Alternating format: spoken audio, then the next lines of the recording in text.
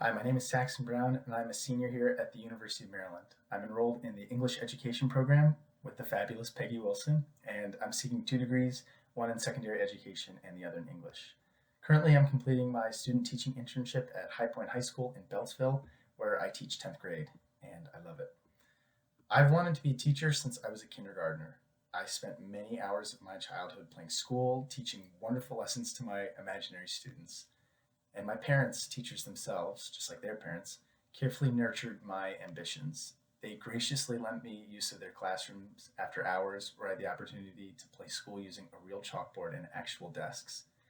And though I've since grown up, I never really grew out of playing school, only this time I have a chalkboard of my own. I'm deeply passionate about education. It's my calling. It's little wonder why the College of Education has felt like another home for me these past 4 years.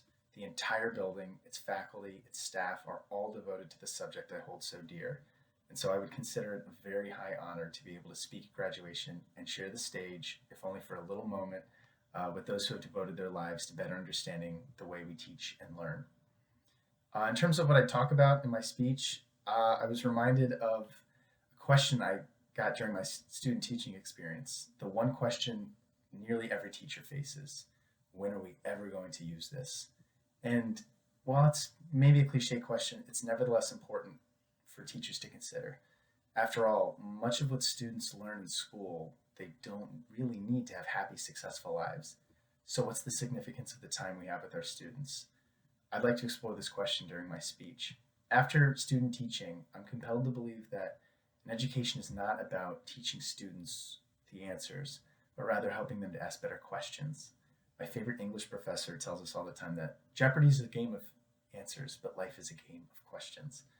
And I believe that science or history or math or English or art or music or PE or whatever else, those are merely the tools with which we teachers help students to better investigate the pertinent issues of our time.